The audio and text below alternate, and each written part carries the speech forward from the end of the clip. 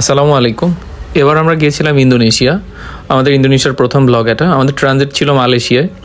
So এটা হচ্ছে Malaysian airport. তারপর আমরা প্রথম দিন গিয়েছিলাম দুইটা জায়গায়। যেহেতু জায়গাগুলো অনেক দূরে সেহেতু আমাদের খুব বেশি জায়গা এক্সপ্লোর করা সম্ভব হয়নি প্রথম দিন। উবুদের আমরা প্রথম গিয়েছিলাম পেংলিপুরান ভিলেজ। এরপর আমাদের জায়গা ছিল সেকিং রাইস ট্রিসে যাওয়া।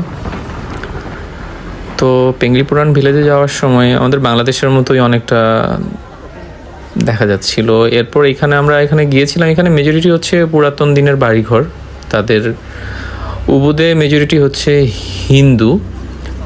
ইন্দোনেশিয়া মুসলিম প্রধান রাষ্ট্র হলেও উবুদে মেজরিটি হিন্দু থাকার কারণে এখানে প্রচুর পরিমাণে মন্দির এবং মূর্তি দেখতে পাওয়া যায়।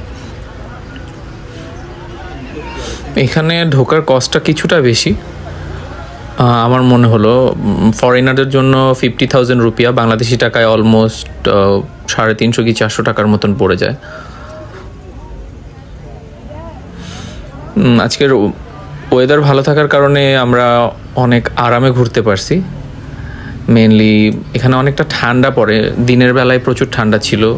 অনেকেই সোয়েটার পরে ঘুরছিল, আমরা জানতাম না যে এখানে এতটা ঠান্ডা, মনে হচ্ছিল শীত পড়ে গিয়েছে। তারপর কিছুক্ষণ ঘোরাঘুরি করলাম, ছবি টবি তুললাম। এরপর বের হয়ে যাচ্ছিলাম। বের হয়ে আমরা যাব চিন্তা করছিলাম। এটা হচ্ছে এদের প্রাইস। বের হয়ে আমরা রাইস টেরেসে চলে গেলাম। এখানে কিছুক্ষণ দেখলাম। এখানে সুইং ছিল, বাট আমরা সুইং নেইনি। এখানে আসলে যে কারো ভালো লাগবে, বাট আহামরি যে তেমন কিছু সেটা বলা যাচ্ছে না, মোটামুটি।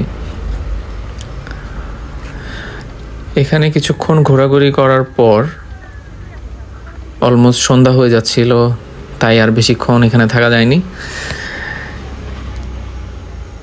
আমরা দেখছিলাম কি অবস্থা, মেঘলা আকাশ ছিল অনেকটা। বললাম তো ওয়েদার ভালো থাকার কারণে ঘুরতে ভালো লাগছিল, গরম ছিল না, অনেকটা শীত শীত একটা পরিবেশ ছিল।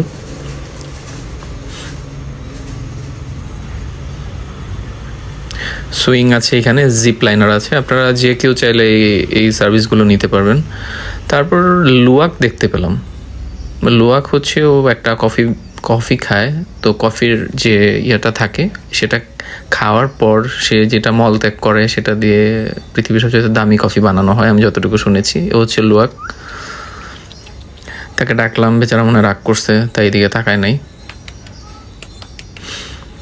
এরপর বের হয়ে আসছিলাম। যখন আমাদের হোটেলের দিকে আসছিলাম উবুদে, তখন আমরা একটা কমলা বাগান পেলাম। লাইফে প্রথম কমলা বাগান দেখার এক্সপিরিয়েন্স হলো আর কি।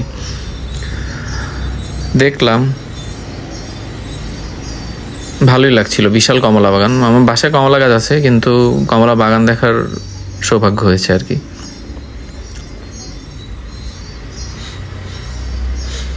এই তো ভালোই লাগছিল। আমাদের দেশি কমলা বাগান দেখার ইচ্ছা আছে, দেখি সিলেটে গিয়ে যদি কখনো সম্ভব হয় দেশের কমলা বাগান দেখে আসবো। এই তো সারাদিন আমরা ঘোরাঘুরি করে, আসলে উবুদে সচরাচর সন্ধ্যার আগেই মোটামুটি অনেক কিছু অফ হয়ে যায়, তাই আমরা দ্রুত চলে আসি। সন্ধ্যার পরপর আমাদের উবুদের মেইন যে শহর সেখানে চলে আসলাম। এই তো আমাদের ব্লগ যদি ভালো লাগে সাবস্ক্রাইব করবেন, লাইক করবেন, কমেন্ট করবেন, আমাদের পাশেই থাকবেন। Thank you. সবাই ভালো থাকবেন। আসসালামু আলাইকুম।